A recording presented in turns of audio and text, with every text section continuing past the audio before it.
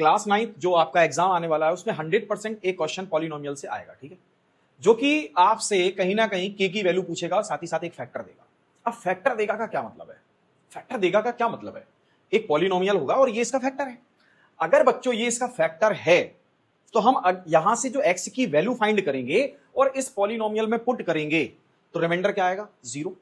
Reminder क्या आएगा? 0। इसका मतलब देखो ये क्या है हमारा फैक्टर, उसने क्या कहा है? Find the value of k if x minus 3 is factor of k square x cube minus kx square plus 3kx minus k।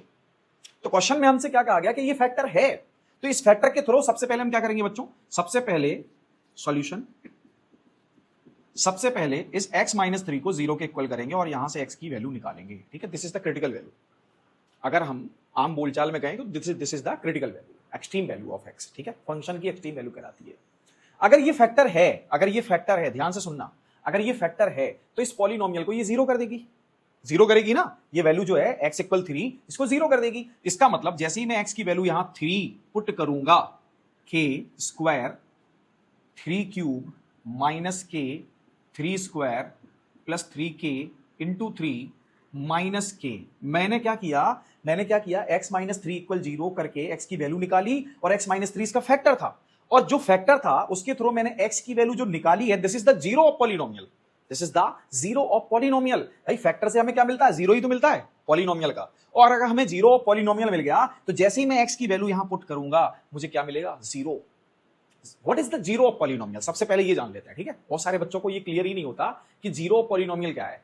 The value of x for which polynomial become 0, x की वो value जिसके लिए polynomial 0 हो जाए, that is called zero of polynomial. मतलब x की value रखते ही वो क्या हो जाए? 0। जैसे x स्क्वायर माइनस 1 इक्वल 0। अब मैं यहां पर x की वैल्यू 1 रख दूं अगर, तो मुझे क्या मिलेगा? 0 ही तो मिलेगा। अगर ये पॉलिनोमियल हो, अगर मेरे पास px equal x square minus 1 और x की वैल्यू मैं 1 रख दूं तो मुझे क्या मिलेगा? 0। तो x इक्वल 1 के लिए ये पॉलिनोमियल क्या है? 0। सो ये जो 1 है ना, ये 1 इज कॉल्ड 0 और रूट और सॉल्यूशन ऑफ पॉलिनोमियल। तो यहां पर बच्चों इसने क्या कह दिया? दिस इज द फैक्टर, और फैक्टर से ही हमें क्या मिलता है? 0 ऑफ पॉलिनोमियल। तो हमें क्या मिल गया? This is the 0 of polynomial. और जैसे ही मैं 0 ऑफ पॉलिनोमियल में पुट करूंगा मुझे तत्काल क्या मिलेगा? 0। इक्वल में क्या मिलेगा? 0। देखो इक्वल में क्या मिला? 0। बात आ गई ना समझ में? अब ये क्या हो जाएगा? ये हो जाएगा 27 k square minus 9k plus 9k minus k equal 0, ठीक है। अब ये माइनस का 9k और ये प्लस 9k दोनों हो जाएंगे 0, ठीक है, कैंसिल आउट हो जाएंगे। तो ये हो जाएगा 27k square minus k equal 0, ठीक है। अब बच्चों यहां पर कुछ कॉमन आ रहा है, k, ठीक है। तो 27k माइनस 1 इक्वल 0। अब क्या करेंगे? यहां पर देखो ये दो फैक्टर मिले इस पॉलिनोमियल के हमें, ये भी तो एक पॉलिनोमियल ही है, ठीक है। तो इस फंक्शन के, इस पॉलिनोमियल के 2 फैक्टर मिले हमें।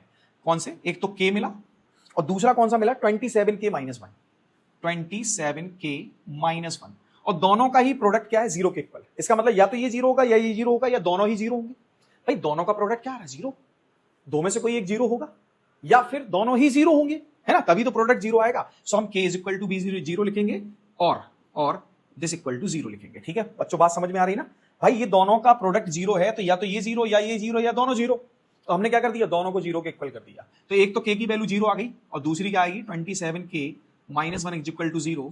सो 27k इज इक्वल टू 1।